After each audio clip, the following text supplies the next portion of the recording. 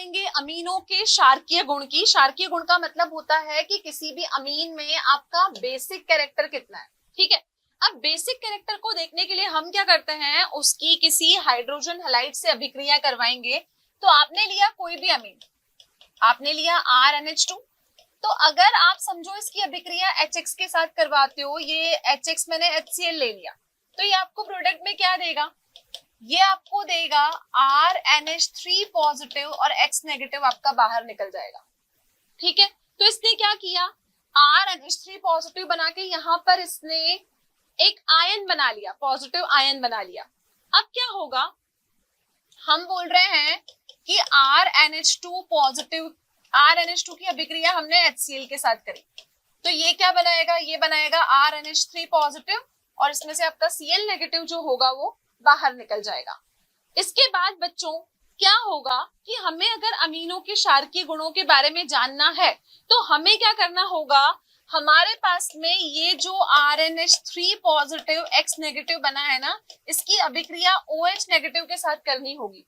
तो जब आप इसकी अभिक्रिया OH नेगेटिव के साथ करोगे ना, तो आप क्या देखोगे कि दोबारा ये जिससे उत्पन्न हुआ था ये उसी को दोबारा प्रोड्यूस कर देगा। तो ये दोबारा आपको क्या दे देगा, ये आपको दोबारा दे देगा RNH2। ठीक है, और साथ में आपका क्या होगा, OH नेगेटिव के साथ जब इसकी अभिक्रिया होगी तो RNH2 आपका बनेगा, यहाँ पर आपका X नेगेटिव निकल जाएगा और X नेगेटिव और यहाँ आ जाएगा H2O। तो इसका मतलब जिससे हम इसको बना के चले थे ये इसको पुनर्जित कर देगा। तो देखो RNH2 हम लेके चले थे, उसको इसने पुनर्जित कर दिया। अब क्या होगा, अगर आपने RNH2 की अभिक्रिया H2O के साथ करवाई तो ये आपको क्या देता है, ये आपको देता है RNH3 positive plus OH negative ions. ठीक है, अब क्या होगा कि अगर मैं यहाँ पे इसके K का मान लिखूं तो K कितना होगा, K को लिखना पड़ेगा मुझे RNH3 positive OH negative RNH2 और यहाँ पर मुझे लिखना पड़ेगा H2, ये K का मान होगा। अब अगर इस K के मान से हमको यहाँ पर K के मान से अगर हमको यहाँ पर KB की वैल्यू लिखनी है तो KB की वैल्यू क्या होगी, तो देखिए KB की वैल्यू क्या होगी, जो KB होगा वो होगा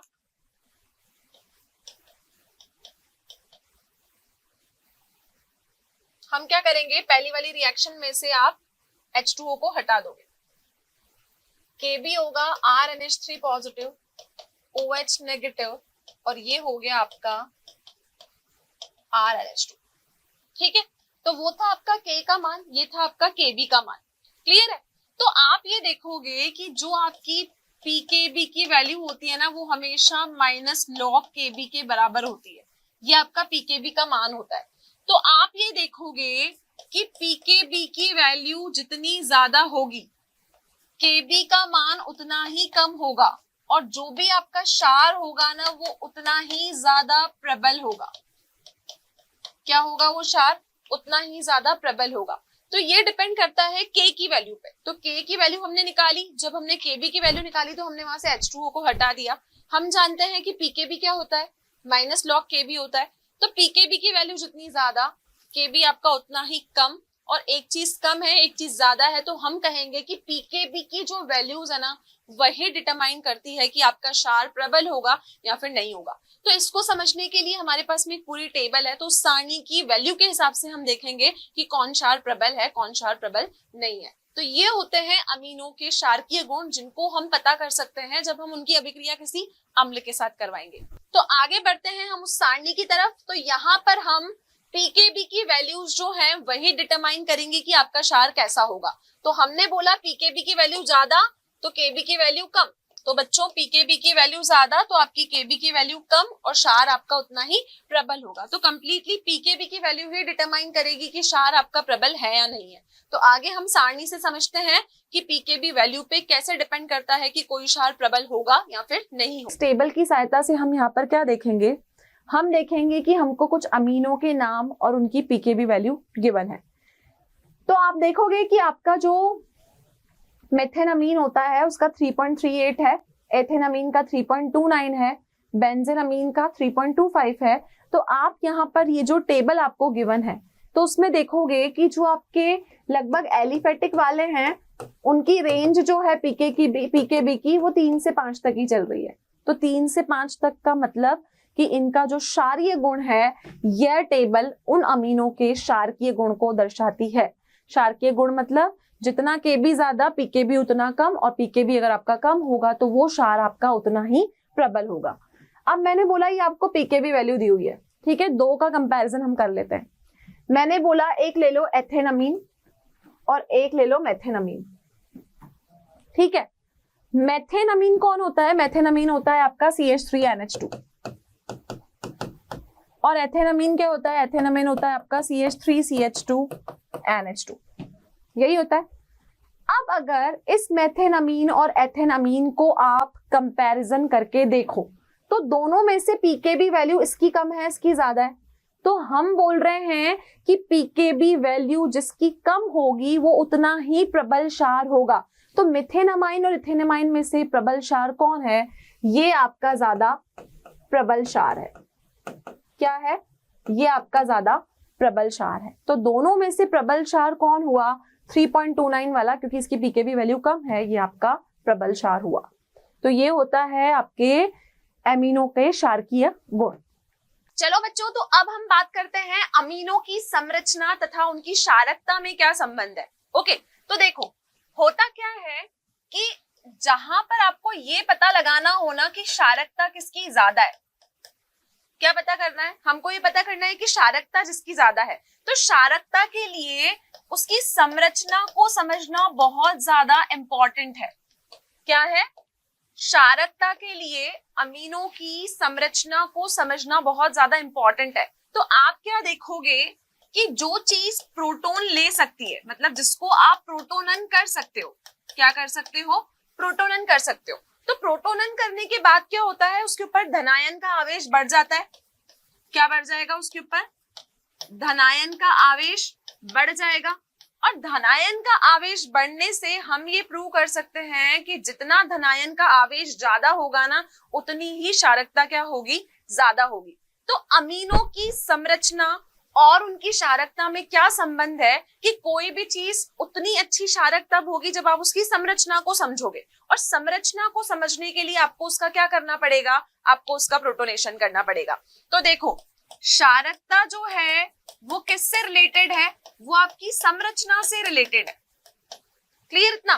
अब संरचना में आप क्या करोगे? उसका प्रोटोनेशन करवाओगे। प्रोटोनेशन करवाओगे तो उसके ऊपर धनायन का आवेश बढ़ेगा, और आप देखोगे कि धनायन का आवेश जिसके ऊपर जितना ज्यादा है ना, ये आवेश जिसके ऊपर जितना ज्यादा है उस माध्यम में क्षारकता भी क्या होगी? क्षारकता भी आपकी उतनी ही ज्यादा होगी। तो अमोनिया की संरचना, एमिनो की संरचना और क्षारकता के लिए हम क्या करते हैं? हम एक अमोनिया लेके चलते हैं और हम एक क्या करते हैं? एक एल्किल अमीन लेके चलते हैं। ठीक है, तो देखिएगा हमने क्या किया, एल्केनिम बनाम अमोनिया। तो हम एक एल्किल अमीन लेके चल रहे हैं और एक हम अमोनिया लेके चल रहे हैं। तो देखो हम क्या करेंगे, हमने लिया पहले एल्किल अमीन और दूसरी चीज हमने क्या ली? अमोनिया। ठीक है, तो देखो एल्किल अमीन क्या होगा आपका? कोई भी एल्किल अमीन आप क्या लोगे? RNH2, और अमोनिया का फॉर्मूला क्या होता है आपका? NH3 होता है।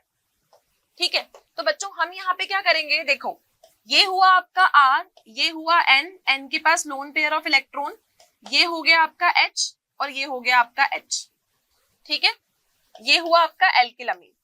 दूसरी चीज हमने क्या ली? दूसरी चीज हमने अमोनिया ली, इसके ऊपर लोन पेयर ऑफ इलेक्ट्रॉन, ये H हो गया, ये H हो गया, ये H हो गया। क्लियर? तो ये क्या है? ये मेरा है एल्किल अमीन, और ये क्या है? ये हमारा है अमोनिया। अब हम क्या करवाने वाले हैं? हम इसका प्रोटोनेशन करवाने वाले हैं। प्रोटोनेशन करने का मतलब होता है इसमें H+ आयंस का हम एडिशन करवाने वाले हैं। तो देखो जब आप इसका प्रोटोनेशन करवाएंगे, क्या करेंगे आप? जब इसका प्रोटोनेशन करेंगे तो प्रोटोनेशन जब आप इसका करवाओगे तो ये H+ यहां पर आएगा, ये H+ यहां आएगा। ठीक है, तो ये क्या फॉर्म करेगा? देखिएगा R N positive, H H और ये H यहां जुड़ जाएगा, ठीक है। यहां पर कैसे स्ट्रक्चर फॉर्म होगा, N H H H और यहां भी H। तो ये क्या बना देगा, ये NH3 अब आपका अमोनियम का आयन बना देगा। ये क्या बन गया बच्चों, ये अमोनियम का आपका आयन यहाँ पे फॉर्म हो गया, ये आपका यहाँ पर अमोनियम का आयन फॉर्म हो गया। तो यहाँ आ जाएगा आपका N पॉजिटिव। तो यहाँ पर आप क्या देखोगे कि यहाँ पर ये जो मैं एरोज है ना, इनको मैं रिवर्सिबल कर रही हूँ क्योंकि हम इस रिएक्शन को दोनों डायरेक्शन में प्रोसीड कर सकते हैं। तो यहाँ पर हमको कौन से एरो लगाने पड़ेंगे, रिवर्सिबल के एरो। अब होगा क्या, इस स्ट्रक्चर में आप देखोगे कि यहाँ पर हमने ये जो एरो मार्क किया है, हम क्या करवा रहे हैं इसका, हम करवा रहे हैं इसका प्रोटोनन, ठीक है। तो अब एल्किल जो समूह होता है, हम इसका प्रोटोनन करवा रहे हैं, this will be the arrow, इसके साथ रिएक्शन करेगा। आप क्या बोल रहे हो कि हम यहाँ पर प्रोटोनन करवा रहे हैं। प्रोटोनन हम क्यों करवा रहे हैं, क्योंकि प्रोटोनन के थ्रू ही हमको चेक करना है कि कौन कितना क्षारकीय है। तो क्षारक कौन होगा, अच्छा, जो आपका अच्छा धनायन होगा। तो देखो एल्किल समूह की क्या क्वालिटी होती है, एल्किल समूह क्या करता है, हमेशा इलेक्ट्रॉन्स को जो होता है ना वो डोनेट करने वाला होता है। तो ये क्या करता है, अपने इलेक्ट्रॉन्स को धकेलेगा, किसकी तरफ धकेलेगा, नाइट्रोजन की तरफ धकेलेगा, ठीक है। एल्किल समूह अपने इलेक्ट्रॉन्स को नाइट्रोजन की तरफ धकेलेगा। नाइट्रोजन की तरफ धकेलने के कारण आप यहाँ पर क्या देखोगे कि नाइट्रोजन, उसके पास खुद का एक लोन पेयर है, तो वो क्या करेगा, अपने लोन पेयर और उसके इलेक्ट्रॉन के साथ एक युगल बना लेगा। अब बच्चों होगा क्या, आप जानते हो कि एल्किल समूह में प्लस आई इफेक्ट ज्यादा होता है। तो प्लस आई इफेक्ट होने की वजह से हम ये कहेंगे कि अगर हम अमोनिया का कंपैरिजन करें और अगर हम किसी एल्किल समूह का कंपैरिजन करें, ठीक है, किसी एल्किल अमीन का कंपैरिजन करें, तो एल्किल अमीन जो होंगे ना वो अधिक क्षारक होंगे एज कंपेयर टू अमोनिया। कौन ज्यादा क्षारक होगा, एल्किल अमीन आपका ज्यादा क्षारक होगा, क्योंकि उसके अंदर प्लस आई इफेक्ट भी है। इलेक्ट्रॉन्स को वो डोनेट करता है नाइट्रोजन की तरफ, इलेक्ट्रॉन्स को हम बोलते हैं धकेलेगा वो नाइट्रोजन की तरफ, वहां पर वो नाइट्रोजन के साथ एक युगल बना लेगा। नाइट्रोजन के पास खुद ही एक युगल पेयर ऑफ इलेक्ट्रॉन है, युगल इलेक्ट्रॉन का एक समूह है जिसको हम लोन पेयर ऑफ इलेक्ट्रॉन बोलते हैं, और इसकी वजह से इसका जो धनायन है वो ज्यादा होगा। तो जिसका धनायन ज्यादा उसकी क्षारकता ज्यादा, तो हम बोलेंगे कि धनायन ज्यादा तो क्षारकता भी ज्यादा। तो आप देखोगे कि धनायन यहाँ पे किस पे ज्यादा आएगा, इस एल्किल अमीन पे ज्यादा आएगा, और ये अमोनियम आयन पे इसका धनायन कम आएगा। तो ये आपका कम बेसिक है एज कंपेयर टू एल्किल अमीन। तो यहाँ पर हम इन दोनों की क्या कर रहे थे, हम इन दोनों की एल्किल अमीन और अमोनिया की बेसिसिटी जो कि होती है क्षारकता, उसकी चर्चा कर रहे थे। तो एक सिंपल सा कॉन्सेप्ट है कि क्षारकता उसी की ज्यादा होगी जिसका धनायन ज्यादा होगा।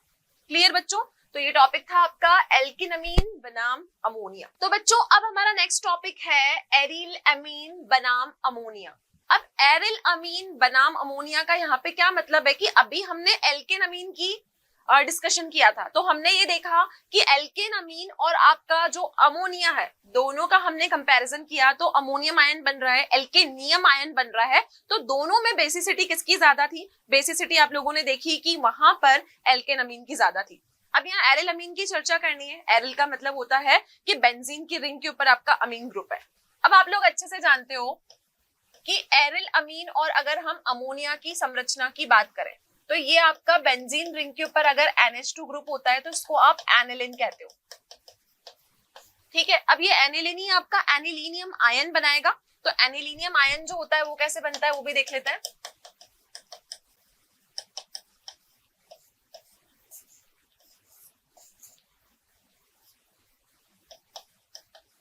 ये हुआ आपका एनिलीनियम आयन, ठीक है। अब हमको है ना इन दोनों के कैरेक्टरिस्टिक डिफरेंस को समझना है कि कौन ज्यादा स्थायित्व है। अब आपने देखा कि यहाँ पर अगर मैं पीकेबी वैल्यूज की बात करूं तो आप देखोगे कि ये जो आपके एरिल अमीन है ना, इनका पीकेबी वैल्यू का जो मान होता है, पीकेबी मान होता है वो बहुत ज्यादा होता है। क्या होता है, पीकेबी वैल्यू इनकी बहुत ज्यादा होती है। वो ज्यादा क्यों होती है, क्योंकि आप देखोगे कि यहाँ पर ये जो NH2 ग्रुप है ना, ये बेंजीन की रिंग के साथ डायरेक्टली जुड़ा हुआ है। कैसे जुड़ा हुआ है, बेंजीन की रिंग के साथ डायरेक्टली जुड़ा हुआ है। डायरेक्टली जुड़े होने के कारण क्योंकि नाइट्रोन के पास एक लोन पेयर ऑफ इलेक्ट्रॉन है, तो वो बेंजीन को प्रोटोनन करने के लिए इजीली अवेलेबल होता है। ये इसका लोन पेयर ऑफ इलेक्ट्रॉन और बेंजीन कि प्रोटोनन करने के लिए इजीली अवेलेबल होता है। तो आप ये देखोगे कि इसका पीकेबी वैल्यू का मान ज्यादा है। और दूसरा कि हम स्थायित्व का पता कैसे करते हैं, कोई भी चीज स्थायी कब होती है, जब हम उसकी अनुनादी संरचनाएं बनाते हैं। तो हम यहाँ देखेंगे कि अगर हम एनिलिन की अनुनादी संरचनाएं यहाँ पर बनाएं तो आप देखोगे कि इसकी अनुनादी संरचनाएं लगभग 5 बनेगी, और अगर आप इसकी अनुनादी संरचनाएं बनाओगे तो इसकी अनुनादी संरचना सिर्फ 1 बनेगी। तो 5 संरचनाएं होने के कारण हम ये बोलेंगे कि जिसकी अनुनादी संरचनाएं ज्यादा वो उतना ज्यादा स्थायित्व। तो आप यहाँ पर क्या देखोगे, इसकी जब आप अनुनादी संरचनाएं बनाओगे तो इसकी अनुनादी संरचनाएं कितनी बनेगी, 5। और अगर मैं इसकी अनुनादी संरचनाएं बनाऊं तो इसकी अनुनादी संरचना कितनी बनेगी, 1। तो जिसकी अनुनादी संरचनाएं ज्यादा वो आपका उतना ज्यादा स्थायित्व। तो देखो आप एनिलिन की कैसे अनुनादी संरचनाएं बनाओगे, यहाँ पर आपका NH2 है, नाइट्रोजन के पास लोन पेयर ऑफ इलेक्ट्रॉन है, ठीक है। अब बच्चों होगा क्या, ये इलेक्ट्रॉन आपका यहाँ एंड ये आपका यहाँ। तो फर्स्ट केस में क्या होगा, डबल बॉन्ड NH2, इसके ऊपर आ जाएगा आपका पॉजिटिव चार्ज, ठीक है। और ये आपका यहीं रहेगा, ये यहाँ, और यहाँ आ गया आपका नेगेटिव चार्ज। अब नेगेटिव चार्ज यहाँ और ये यहाँ, तो यहाँ पे क्या होगा, डबल बॉन्ड NH2 N के ऊपर आपका पॉजिटिव चार्ज, ठीक है। तो ये बॉन्ड आपका यहाँ आ गया, नेगेटिव चार्ज आपका यहाँ डिलोकलाइज्ड हो गया। क्लियर। अगली स्टेप में क्या होगा, आपने देखा कि ये वाला आपका नेगेटिव चार्ज यहाँ आ गया, ये बॉन्ड आपका यहाँ। अब ये अगली स्टेप में इधर आएगा और ये आपका इधर डिलोकलाइज्ड होगा। तो डबल बॉन्ड NH2 N के ऊपर आपका पॉजिटिव चार्ज, ये बॉन्ड आपका इधर आ गया और इलेक्ट्रॉन आपका यहां डिलोकलाइज्ड हो गया।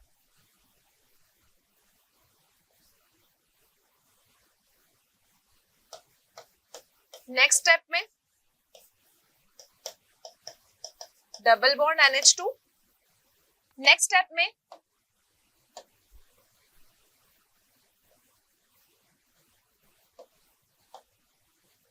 हम क्या देखेंगे, ये यहाँ पर और ये यहाँ पर। देन क्या होगा, नेगेटिव चार्ज यहाँ और ये लोकलाइज्ड हो गया यहाँ। तो नेक्स्ट स्टेप में ये बॉन्ड यहाँ आ जाएगा आपका, ये यहाँ पर, और यहाँ हो जाएगा आपका NH2। क्लियर। तो आप देखोगे कि कितनी हमने स्टेप्स में इसको किया, इसको हमने 5 स्टेप्स में हमने यहाँ पर इसकी अनुनादी संरचनाओं को बनाया। तो आप देखोगे कि ये जो नेगेटिव चार्ज है ये आपका इस पोजीशन पर, इस पोजीशन पर और इस पोजीशन पर डिलोकलाइज्ड हुआ, और 5th आपको ये मिला। तो यहाँ पर क्योंकि एनिलिन की अनुनादी संरचनाएं ज्यादा है तो हम कहेंगे ये ज्यादा स्थायित्व है, ठीक है। और अगर मैं इस अमोनियम आयन की बात करूं, सॉरी अमोनियम नहीं, एनिलीनियम आयन की बात करूं, तो आप देखोगे कि बच्चों एनिलीनियम आयन होता है आपका NH3 पॉजिटिव। तो इसकी अगर आप अनुनादी संरचनाएं बनाओगे तो कैसे बनेंगी, इसकी अनुनादी संरचनाओं में एक बार ये NH3 पॉजिटिव हो जाएगा और दोबारा हम इसकी संरचना बनाएंगे तो सिर्फ बॉन्ड का वेरिएशन आएगा, बॉन्ड आपका इधर लग जाएगा। क्लियर है। तो इसकी अनुनादी संरचनाएं कितनी है, इसकी 2 अनुनादी संरचनाएं हैं। तो हम बोलेंगे कि अगर हम एरिल अमीन और अमोनिया का कंपैरिजन करें तो एरिलीनियम जो आपका आयन है उसके रेजोनेटिंग स्ट्रक्चर्स कम है, तो उसकी स्टेबिलिटी आपके जो एरिल अमीन है उससे क्या होगी, कम होगी। Clear students. तो ये था आपका एल्केन अमीन और एरिल अमीन का अमोनिया के साथ कंपैरिजन। ये था आपका अमीनों की संरचनाओं और उनकी क्षारकताओं में संबंध। तो यहाँ पर बच्चों आज के लेक्चर में बेसिकली हमने रासायनिक अभिक्रियाओं का डिस्कशन किया। रासायनिक अभिक्रिया में हमारे पास में अमीनों के बारे में जो पहली संरचना थी उसके क्षारकीय गुण थे। क्षारकीय गुण मतलब कि वो कैसे एज अ बेस काम करता है। तो यहाँ पर हमने सिर्फ एक ही रासायनिक अभिक्रिया को कंप्लीट किया है। नेक्स्ट लेक्चर में हम जो भी अमीन्स की बाकी रासायनिक अभिक्रिया होती है, जैसे कि उसका एसिलन होता है, एल्किलन होता है, कार्बालमाइन अभिक्रिया होती है, या फिर उसकी इलेक्ट्रॉन रागी प्रतिस्थापन अभिक्रिया होती है, उसे हम नेक्स्ट लेक्चर में कंटिन्यू करेंगे। तो रासायनिक अभिक्रियाओं वाला टॉपिक हमारा इस चैप्टर का सबसे इंपॉर्टेंट टॉपिक है। So just focus on both these lectures because these are going to be very very important one. Clear. अब यहाँ पर हमारा ये टॉपिक खत्म होता है। नेक्स्ट क्लास में हम स्टार्ट करेंगे अन्य रासायनिक अभिक्रियाओं से, तो आप हमारे साथ कनेक्टेड रहिए। अगर आपको इस लेक्चर से रिलेटेड कोई भी डाउट्स, डीपीपी या कंटेंट की रिक्वायरमेंट है तो आप डाउनलोड कर सकते हैं हमारा मोशन लर्निंग ऐप। तो नेक्स्ट लेक्चर में हम फिर मिलेंगे with a fresh new topic. So thank you so much, have a great day and stay connected with us.